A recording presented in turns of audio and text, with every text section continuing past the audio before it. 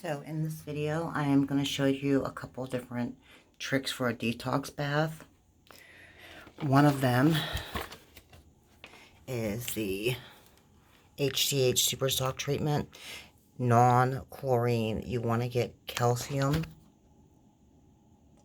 hypochlorite. You usually want to make sure it's at least 65%, but I believe this one's lower than that. And I only use, seriously, a teaspoonful in my bath. In the beginning, you could use more. This right here is my savior.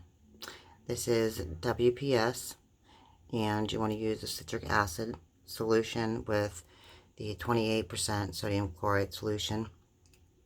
And in my bath, I use about 50 drops, along with the little teaspoon of the non-chlorine pool shock. Next, this would be my 35% food grade hydrogen peroxide. Since it's believed that Morgellons is high metal content in your body, you want to stay away from things that have metals in them, and regular peroxide has that. This is completely 100% safe, and it is so powerful. I use 1 cup per bath, and I gotta make sure the water is not super hot. You want it to be hot, but not super hot. And I'm sure you understand why. I mean, the skin, the stickiness and the film from the biofilm, it's hard. It's actually really difficult to clear up your skin with taking those hot baths. You know what I mean? Cold showers are the best. So anyways, I had a few things I wanted to show you other than the different products for my detox baths. The reason to me that well, first let me show you my next one. And the next one would be my borax, and I use a few cups. Use as much as you want, really. So my next thing I was going to say was the reason the WPS is so very important to this combination. And remember, I'm not using a ton of each product. I'm using very little bit. Borax is all natural. This is free of metals. It's not like putting hydrogen peroxide. This is food grade. It's okay for you. And the pool shock is chlorine free. That's very important that it's chlorine free. WPS is known to be one of the strongest antifungal, antibacterial products that ever existed. So my favorite thing really that makes it all of it, I have to say, for removing the stuff, it's going to be the peroxide. The peroxide for removing it is unbelievable. You can feel it. Your skin will bubble. Regular peroxide shouldn't turn your skin white. If it does, then you know that you have a ton of bacteria on your skin. As I was saying, it should not turn your skin white. If you put a little bit of this peroxide on your fingertip and your skin turns white, then you obviously have Morgellons serious bacteria problem. This is very important. I cannot stress this enough. This is what they use to clean labs. It is very potent, very strong. If it's not diluted, it can burn the skin off of your body. Be very careful when handling this. You want to dilute it if you're going to use it for cleaning or for anything else other than the bath. So this right here, as you know, the bacteria, it seems to stick to you like a magnet when you're taking a bath. The stuff does not, it'll come off, but then it sticks to you. You can't get it off your skin. This right here keeps it off by killing a lot of it. It kills a ridiculous amount. This and this right here, these two together. I mean, my lesions have been clearing up and everything with all of this mixture together. If you cannot get your hands on the food grade peroxide right away, you can do Oxy, 1 scoop of Oxy. But if you're going to use the Oxy, it's really, you know that it leaves that foam. You know, it leaves the, that foam or that top layer of like a film in the bath, just like it would when it's washing clothes. That's it pulling all the bacteria. So basically, in essence, that's bacteria that's in that foam. That's straight bacteria. So if you do that, you want to use, if you use the Oxy, you want to use the essential oil, sorry about this, the essential oil called oregano. Everyone knows oregano. This is the beautiful essential oil oregano, and what it does, I'm going to show you what it does to the bacteria is just utterly ridiculous. It's a beautiful thing. Like I said, I only use this if I have to use the Oxy, only because just like the bacteria sticks to your skin, this will be a magnet because it's trying to kill the bacteria, so it magnetically attract it to your skin, and it'll stick to your skin, and once it's there, it starts to itch, it starts to burn. So you only want to use this in the bath if you use Oxy. In this particular bath water, all I have is WPS, and that's only 30 drops because I only have a little bit of water in here. And I have a teaspoonful of the Pull Shock and maybe a quarter cup of the peroxide, if that. Watch the water when I stick my hand in it. Normal people would stick their hand in there and this wouldn't happen, but you'll see it casts a shadow and you can see the water actually starts to move.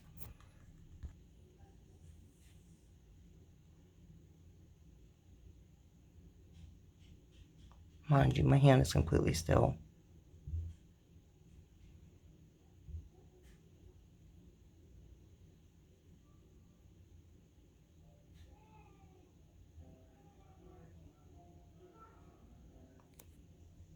To get a better idea of how this is working, I'm going to show you.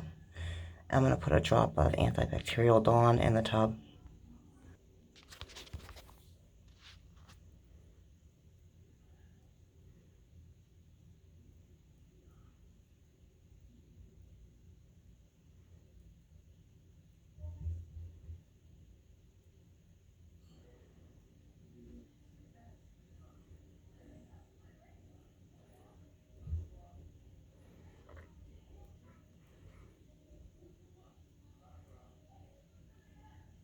It'll actually start to swirl.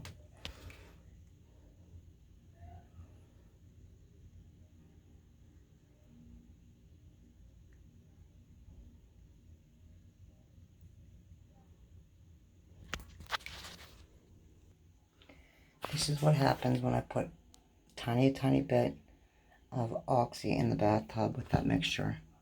I literally put a half a cup, if that.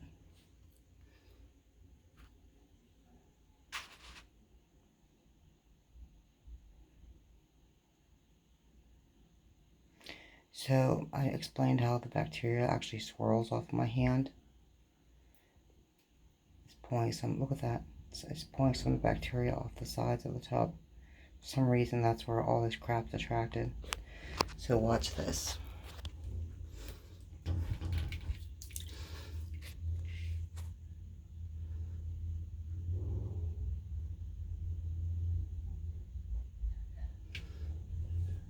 Hi, Mommy. Hi, Mommy. Hi. Why are you so quiet?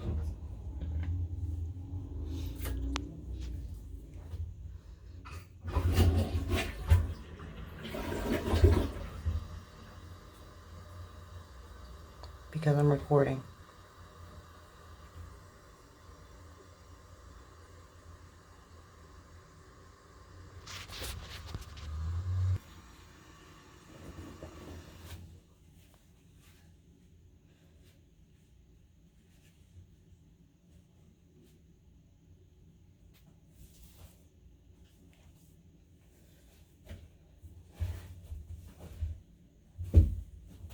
Today's PC spoken. Oh, everybody, bye. Love you too. Bye, babe.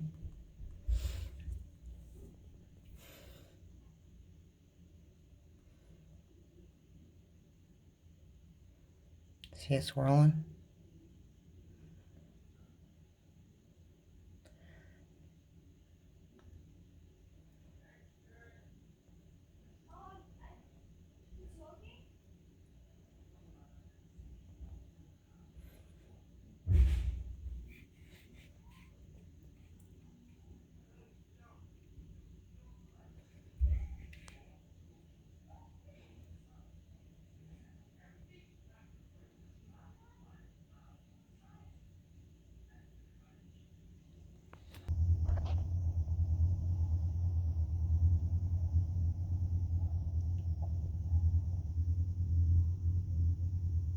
that waving that you see, like it almost looks like the light's flickering. That's actually the water moving from the stuff getting pulled off of my hand.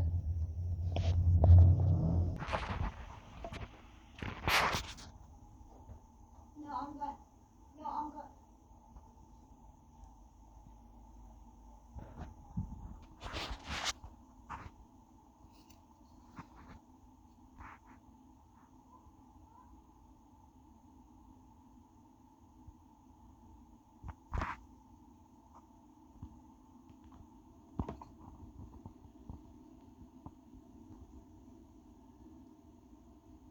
That was a piece of skin from my cheek.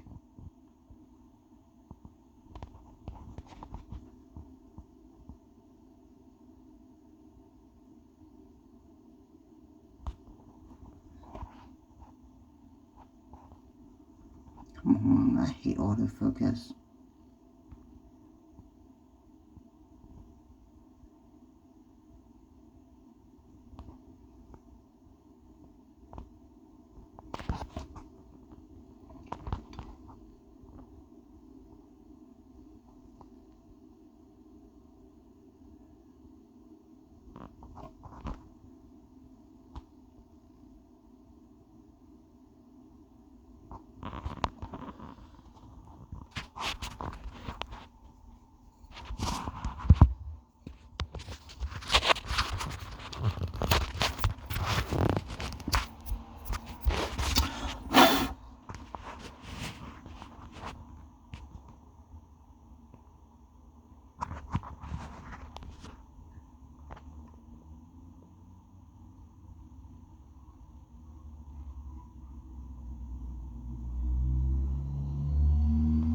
These things love going to the side. I don't know why.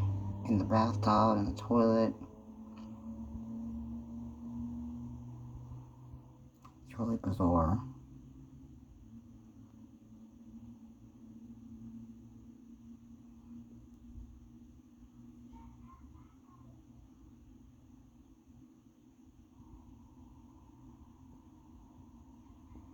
And when they spit like pieces of themselves off, and actually it's so fast, it looks almost like a spark in the water.